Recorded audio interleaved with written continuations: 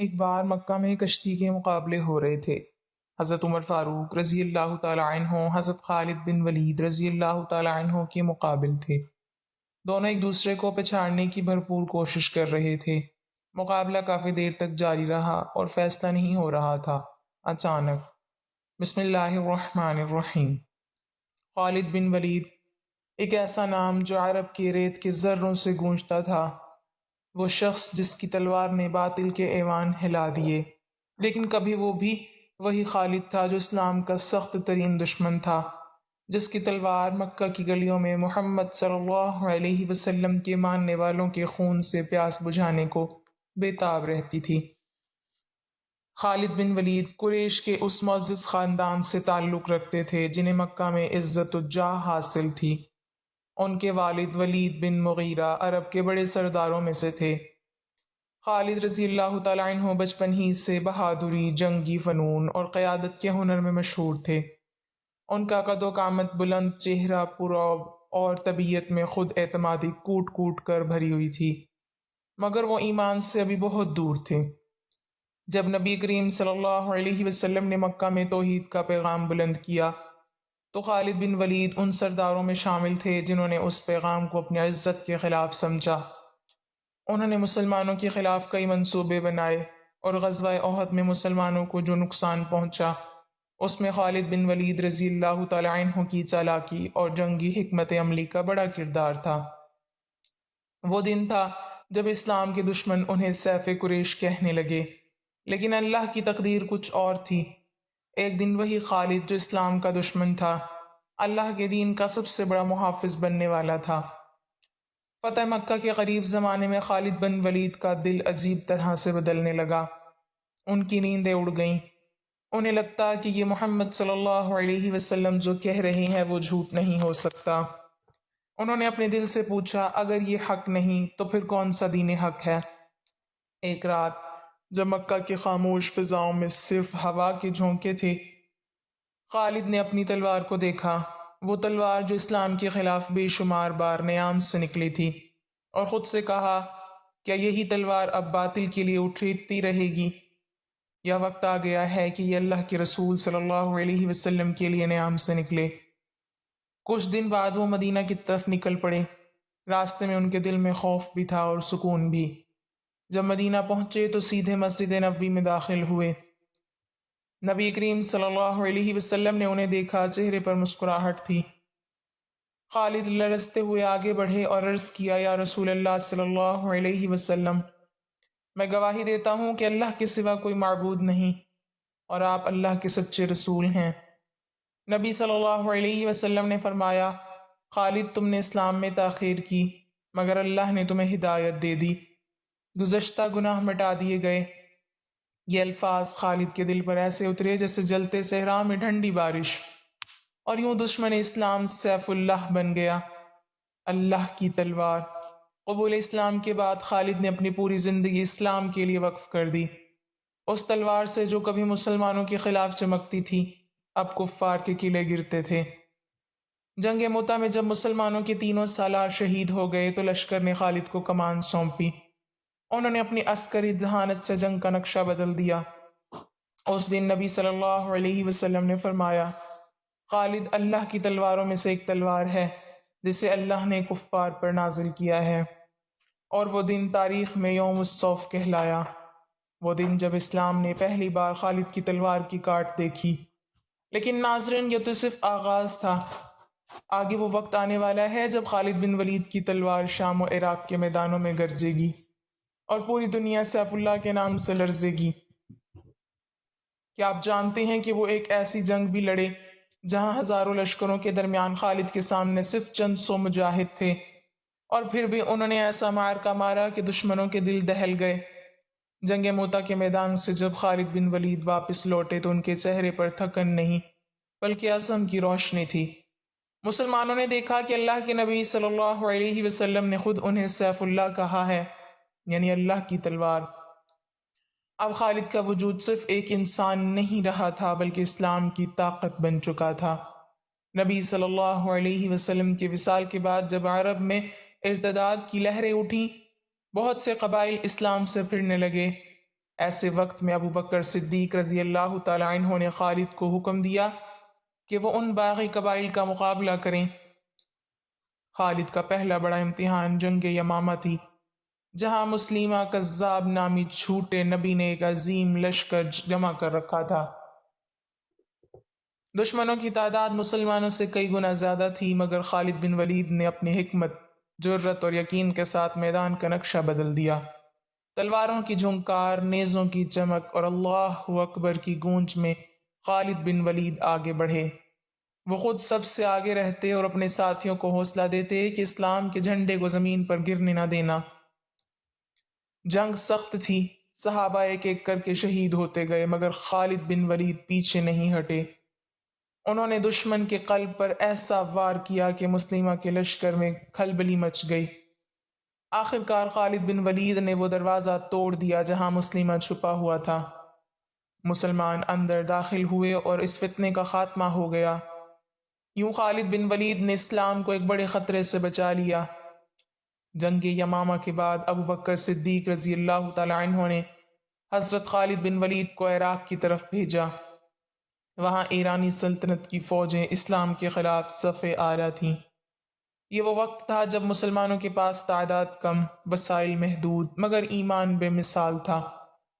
خالد بن ولید نے اپنے چھوٹے لشکر کے ساتھ عراق کے کئی شہر فتح کیے۔ الیس، انبار اور ہیرا کی فتوحات نے دشمنوں کو حیران کر دیا۔ ایرانی سپہ سالار حیران تھے کہ یہ چھوٹا سا لشکر اتنی بڑی فوجوں کو کیسے شکست دے رہا ہے۔ خالد بن ولید کا جواب صرف ایک تھا، ہم دنیا کے لیے نہیں لڑتے، ہم جنت کے لیے لڑتے ہیں۔ ایک دن جب ایک ایرانی سپہ سالار نے کہا تمہارا لشکر تو ہم سے بہت کم ہے، تو خالد بن ولید نے مسکرا کر کہا ہم کم ضرور ہیں، مگر ہمارے دلوں میں ایمان ہے جو تمہارے ہزاروں سپاہیوں سے بھاری ہے۔ پھر خالد بن ولید نے شام کی طرف پیش قدمی شروع کی۔ وہاں رومی سلطنت کا خوفناک لشکر موجود تھا۔ وہ سمجھتے تھے کہ عرب کے یہ بدوی ان کے مقابلے میں کچھ نہیں، مگر جب خالد بن ولید شام کے میدانوں میں اترے تو فضا میں ایک نعرہ گونجا، اللہ اکبر۔ رومیوں نے دیکھا کہ ایک شخص گھوڑے پر سوار ہے، چہرے پر فولاد کا نقاب ہے اور ہاتھ میں چمکتی تلوار۔ وہ تھا خالد بن ولید۔ شام کے مختلف معرکوں میں خالد بن ولید نے جو حکمت عملی اختیار کی، اس نے رومیوں کے منصوبے تہ و بالا کر دیے۔ انہوں نے لشکر کو اس طرح حرکت دی کہ دشمن کو اندازہ ہی نہیں ہوتا کہ وار کہاں سے آئے گا۔ یہی وہ دور تھا جب دشمن خالد بن ولید کا نام سنتے ہی لرز جاتے تھے، مگر ابھی وہ سب کچھ نہیں تھا، کیونکہ اب آنے والا تھا وہ دن، وہ جنگ جس نے خالد بن ولید کے نام کو ہمیشہ کے لیے تاریخ کے سنہری صفحات میں لکھ دیا۔ وہ جنگ جہاں دشمن کا لشکر مسلمانوں سے 10 گنا زیادہ تھا، وہ جنگ جس کے میدان میں گرد و غبار کے بادل چھائے ہوئے تھے اور سورج کی روشنی بھی دھندلا گئی تھی۔ وہ لمحہ قریب تھا جب سیف اللہ کی تلوار آسمان کو چیر دے گی۔ وہ جنگ جس کا انتظار تاریخ کر رہی تھی، وہ تھی یرموک کی جنگ۔ رومی سلطنت کا عظیم لشکر تعداد میں تقریباً 2 لاکھ اور مسلمانوں کا لشکر صرف 40,000۔ دشمن کے پاس گھوڑے، ہتھیار، ساز و سامان سب کچھ تھا، مگر مسلمانوں کے پاس تھا ایمان اور خالد بن ولید کی قیادت۔ یرموک کے میدان میں جب سورج نکلا تو دھول اور خوف کی فضا چھائی ہوئی تھی۔ خالد بن ولید نے اپنے لشکر کے سامنے کھڑے ہو کر کہا، آج پیٹھ دکھانے کا دن نہیں، آج اسلام کا جھنڈا بلند رکھنے کا دن ہے۔ اگر تم نے آج ثابت قدمی دکھائی تو اللہ ہمیں فتح دے گا، اور اگر تم ڈگمگا گئے تو اسلام کا چراغ بجھ جائے گا۔ یہ سن کر مجاہدین کے چہروں پر عزم کی روشنی آ گئی۔ جنگ شروع ہوئی تو زمین لرز اٹھی۔ دشمن کے حملے طوفان کی طرح تھے، مگر خالد بن ولید نے اپنی چالوں سے انہیں گھیرا۔ کبھی دائیں بازو پر حملہ، کبھی بائیں، کبھی اچانک قلب لشکر پر۔ ہر بار دشمن حیران رہ جاتا کہ یہ عرب سپہ سالار اتنی بڑی فوج کے مقابلے میں کیسے حکمت عملی بدل لیتا ہے۔ وہ دن تاریخ کا سب سے خون ریز دن تھا۔ مسلمانوں کے ہاتھوں تلواریں ٹوٹ گئیں تو وہ نیزوں سے لڑے، نیزے ٹوٹ گئے تو پتھروں سے۔ خالد بن ولید خود سب سے آگے تھے، ان کے جسم پر زخموں کے نشانات تھے، مگر آنکھوں میں عزم کی چمک تھی۔ جب غروب آفتاب ہوا تو رومی لشکر ٹوٹ چکا تھا، زمین لاشوں سے بھر گئی، لیکن اسلام سرخرو ہو گیا۔ یرموک کی فتح کے بعد دنیا نے مان لیا کہ سیف اللہ ناقابل شکست ہے۔ اس کے بعد خالد بن ولید نے شام، حمص اور دمشق تک فتوحات کا سلسلہ جاری رکھا۔ جہاں بھی وہ گئے لوگوں نے اسلام کی روشنی قبول کی، مگر پھر ایک دن وہ وقت آیا جب میدان جنگ کا فاتح بستر بیماری پر تھا۔ خالد بن ولید مدینہ میں نہیں بلکہ شام کے ایک گوشے میں خاموش بیٹھے تھے۔ ان کے پاس نہ کوئی تلوار نہ گھوڑا۔ وہ وہی شخص تھا جس کے جسم پر 100 سے زیادہ زخم تھے، مگر کبھی کسی جنگ میں شکست نہیں کمائی۔ انہوں نے آسمان کی طرف دیکھا اور کہا، میں نے ہر جنگ میں شہادت مانگی، مگر اللہ نے مجھے تلوار کے وار سے نہیں بستر پر موت دی۔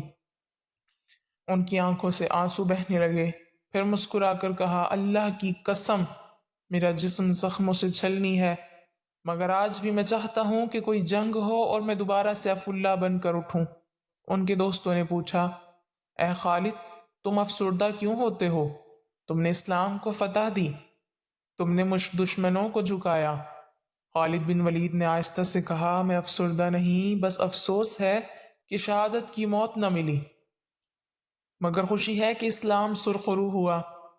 اور پھر سیف اللہ کی آنکھیں ہمیشہ کے لیے بند ہو گئیں۔ زمین خاموش تھی لیکن آسمان گونج رہا تھا۔ ایک فرشتہ کہہ رہا تھا، یہ ہے وہ تلوار جسے اللہ نے اپنے دین کے لیے چمکایا۔ یوں خالد بن ولید کا نام قیامت تک کے لیے زندہ ہو گیا۔ دمشق کی فضا میں ایک عجیب سی خاموشی تھی۔ لوگ جان چکے تھے کہ اسلام کی تلوار خالد بن ولید اپنے آخری لمحوں میں ہیں۔ گھر کے دروازے کے باہر مجاہدین، بچے، عورتیں سب رو رہے تھے۔ اندر ایک چھوٹا سا کمرہ جس میں وہ شخص لیٹا تھا جس نے عرب کو ایمان کی روشنی دکھائی، رومیوں کو جھکایا اور اسلام کا پرچم بلند رکھا۔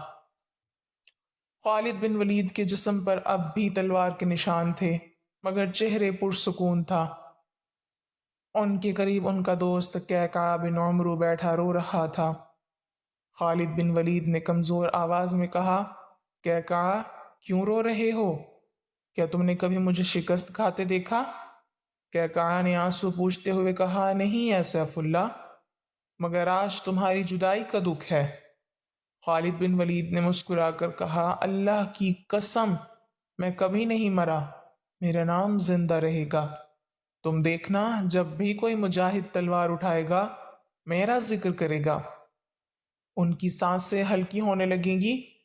انہوں نے آسمان کی طرف دیکھا اور آہستہ سے کہا، اے اللہ تو گواہ رہنا، میں نے تیری راہ میں اپنی جان، اپنا مال، اپنی تلوار سب قربان کر دیا، مگر تو نے مجھے بستر پر موت دی تاکہ دنیا دیکھے کہ تیرے دین کے سپاہی تلوار سے نہیں ایمان سے زندہ رہتے ہیں۔ اتنا کہہ کر وہ خاموش ہو گئے۔ لمحہ بر بعد ان کی روح پرواز کر گئی، کمرے میں نور پھیل گیا۔ کعکع بن عمرو کے لبوں سے بے ساختہ نکلا، انا للہ و انا الیہ راجعون۔ باہر ہزاروں مجاہدین کی چیخیں بلند ہوئیں، شام کی سرزمین لرز اٹھی۔ لوگ دوڑتے ہوئے آئے، خالد بن ولید کے جنازے کے گرد ہجوم لگ گیا۔ ہر آنکھ اشک بار تھی۔ ایک بوڑھی عورت بولی، اے اللہ کے شیر، آج اسلام یتیم ہو گیا۔ جنازہ اٹھا تو ایسا لگا جیسے ہوا رک گئی ہو، جیسے فضا بھی غمگین ہو۔ جب جنازہ قبر کے قریب پہنچا تو اچانک ایک پرنور آواز فضا میں گونجی، مگر کوئی نہ جان سکا کہ وہ کہاں سے آئی۔ آواز کہہ رہی تھی، زمین والو، آج وہ تلوار دفن ہو رہی ہے جسے اللہ نے اپنے ہاتھوں سے چمکایا تھا۔ سب لوگوں نے ایک دوسرے کی طرف دیکھا، مگر آواز آسمانوں میں گم ہو چکی تھی۔ خالد بن ولید کو زمین نے اپنی آغوش میں لے لیا۔ شام کے سورج نے ڈوبتے وقت اپنا رنگ بدل لیا، جیسے وہ بھی افسردہ ہوں۔ کچھ دیر بعد مدینہ میں حضرت عمر رضی اللہ تعالی عنہ کو خبر پہنچی۔ وہ خاموش بیٹھے رہے، پھر آسمان کی طرف دیکھا اور کہا، یہ وہ شخص تھا جس نے اسلام کو عزت دی۔ اللہ خالد پر اپنی رحمتیں نازل کرے۔ رات کے آخری پہر دمشق کی فضا میں ہلکی سی ہوا چلی۔ کسی نے خواب میں دیکھا ایک روشن میدان ہے، خالد بن ولید گھوڑے پر سوار ہیں، ہاتھ میں تلوار ہے اور فرشتے ان کے گرد صف بستہ ہیں۔ ایک فرشتہ کہہ رہا ہے، اے سیف اللہ، تم نے زمین پر اللہ کے دین کا پرچم بلند کیا، اب آؤ، جنت کے میدان تمہارے منتظر ہیں۔ اور خالد بن ولید نے مسکرا کر کہا، یہی تو میری اصل منزل تھی۔ یوں سیف اللہ خالد بن ولید کی کہانی ختم نہیں ہوئی، بلکہ ہمیشہ کے لیے تاریخ میں زندہ ہو گئی۔ آج بھی جب کوئی مجاہد اللہ کے نام پر تلوار اٹھاتا ہے تو زمین کے ذرے گواہی دیتے ہیں کہ ایک زمانہ گزرا ہے جب خالد بن ولید کی تلوار چمکی تھی، اور اس کی چمک قیامت تک ماند نہیں پڑے گی۔ ایک بار مکہ مکرمہ میں کشتی کے مقابلے ہو رہے تھے۔ عرب کے مشہور پہلوان اپنی طاقت آزما رہے تھے۔ مجمع میں صحابہ اکرام رضی اللہ عنہم بھی موجود تھے، اور سب کی نظریں دو عظیم مجاہدوں پر مرکوز تھیں، حضرت عمر بن خطاب رضی اللہ تعالی عنہ اور حضرت خالد بن ولید رضی اللہ تعالی عنہ۔ دونوں ہی طاقت، شجاعت اور دلیری میں اپنی مثال آپ تھے۔ آج یہ دونوں بہادر اسلام کے سپاہی ایک دوسرے کے سامنے کشتی کے میدان میں اترے تھے۔ دونوں حریف ایک دوسرے کو گھور کر دیکھتے، مسکراتے اور پھر بسم اللہ کہہ کر ہاتھ ملاتے۔ پھر اچانک دونوں نے ایک دوسرے کو تھام لیا، زمین ہلنے لگی، گرد اڑنے لگی، تماشائیوں میں جوش کی لہر دوڑ گئی۔ کبھی حضرت عمر رضی اللہ تعالی عنہ حضرت خالد رضی اللہ تعالی عنہ کو جھکانے کی کوشش کرتے تو کبھی حضرت خالد بن ولید پوری قوت سے پلٹ وار کرتے۔ دونوں کے جسم پسینے سے تر ہو گئے، لیکن کوئی کسی پر قابو نہ پا سکا۔ کافی دیر تک مقابلہ برابر چلتا رہا۔ تماشائی حیران تھے کہ آخر ان میں سے جیتے گا کون۔ اتنے میں حضرت خالد بن ولید نے ایک زبردست داؤ آزمایا۔ حضرت عمر رضی اللہ تعالی عنہ نے بھی چالاکی سے اس کا جواب دیا، اور دونوں زمین پر گرتے گرتے ایک دوسرے کے بازوؤں میں الجھ گئے۔ پھر اچانک حضرت خالد بن ولید نے زور سے ہنستے ہوئے کہا، اے عمر، اگر یہ میدان جنگ ہوتا تو ہم دونوں ایک دوسرے کے ساتھ نہیں بلکہ ایک ہی صف میں دشمن کے سامنے کھڑے ہوتے۔ یہ سن کر حضرت عمر رضی اللہ تعالی عنہ بھی مسکرا اٹھے اور بولے، خالد، یہی تو ہماری اصل طاقت ہے۔ ہم ایک دوسرے کو نہیں بلکہ حق کے دشمنوں کو پچھاڑنے کے لیے پیدا ہوئے ہیں۔ یہ کہتے ہی دونوں نے ایک دوسرے کو گلے لگا لیا۔ مجمع میں تکبیر کی صدائیں بلند ہو گئیں، اللہ اکبر، اللہ اکبر۔ لوگوں نے دیکھا کہ یہ دونوں صرف جسمانی طاقت میں نہیں بلکہ ایمان، بھائی چارے اور عاجزی میں بھی ایک دوسرے کے برابر ہیں۔ اسی دن سے لوگوں میں یہ بات مشہور ہو گئی کہ اسلام کی طاقت بازو میں نہیں، اتحاد میں ہے۔ یہی وہ روح تھی جس نے عرب کے ریگستان سے دنیا کے تخت بدل ڈالے۔ ناظرین، کمنٹ باکس میں اللہ تعالیٰ کے 99 ناموں میں سے ایک نام ضرور ٹائپ کریں۔